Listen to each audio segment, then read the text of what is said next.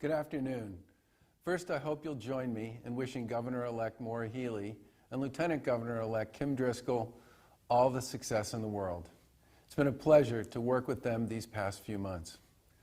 Now, after 8 sometimes crazy years as your governor, I thought I should take a few minutes to deliver what my late mom would have called a proper goodbye. This one comes with mixed emotions. Lieutenant Governor Karen Polito and I will leave the State House tomorrow for the last time. We will do so with love and appreciation for what you, the people of Massachusetts, have shown us from day one. Your kindness and generosity were always on display. We've attended thousands of gatherings, fundraisers, and celebrations on behalf of all kinds of good causes. Kids, seniors, people dealing with addiction, mental health issues, homelessness, and countless other worthy causes. Neighbors helping neighbors, local leaders going above and beyond, businesses big and small standing up for their communities. My staff used to give me a hard time when I would say yes to attending 2 or 3 or 4 of these events on a weeknight or a weekend, arguing that it would wear me out. I thought just the opposite. It was like fuel for me. Watching people do good things to benefit others gave me joy. No one cares what party someone belongs to at these events. It's all just about people helping one another. We also learned a few things along the way. One of those gatherings started a discussion that eventually became our Summer Nights program. Someone asked me why there weren't more things for kids in cities to do on weekends and at night. So we did something about it.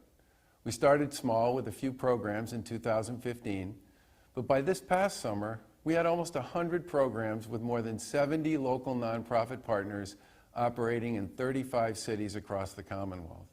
The Lieutenant Governor and I had a blast going to these events and seeing just how much families enjoyed them.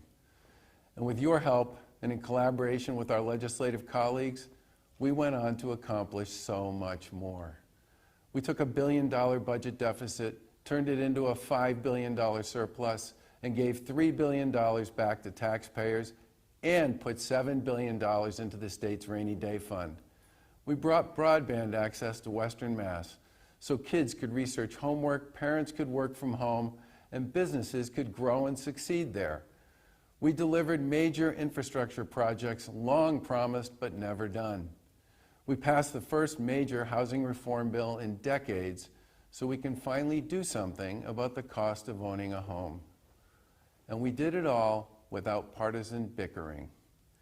I could go on, but where we really got to work together was during the pandemic. When food pantries got stretched thin, local leaders adapted, recruited new volunteers, partnered with the National Guard, and delivered for their communities.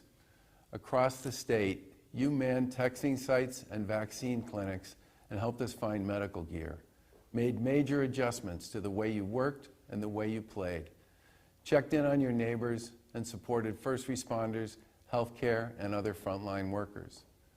And while I know that many of you didn't agree with all of the decisions the Lieutenant Governor and I made during the pandemic, you tried your very best to abide by the rules and to share in the work to be done. I believe that's why we've recovered almost all the jobs we lost during the pandemic, why we have an unemployment rate that's below the national average, and why the nationally renowned Commonwealth Fund concluded that we did a better job of managing the pandemic than every other state except Hawaii. That's because this is a very special place. Lieutenant Governor Polito visited and met with local officials and community leaders in all 351 cities and towns, many more than once since taking office. I got to more than 250. Both of us were amazed by the creativity, decency, and shared sense of purpose that we saw everywhere we went. Despite a myriad of political fights and distractions that were raging all around us, people here chose to focus on the work, and it paid off. The personal and professional generosity, from the Berkshires to Cape Cod and every place in between, was always there. We were there too, in the front row, watching it and appreciating it for 8 cherished years. We've been fortunate to be invited to thousands of fairs, ribbon cuttings, conferences, dinners, and diners. But one event for me stands out. On a trip to D.C. in 2021, I visited the Massachusetts National Guard members who were deployed to the Capitol. 450 citizen soldiers, ages 18 to 58, from every corner of Massachusetts, from every race and religion, all there to do the same job for the same reason, to serve their Commonwealth and their country, no matter when the call comes. That visit for me is the embodiment of the commitment and generosity of the people of Massachusetts.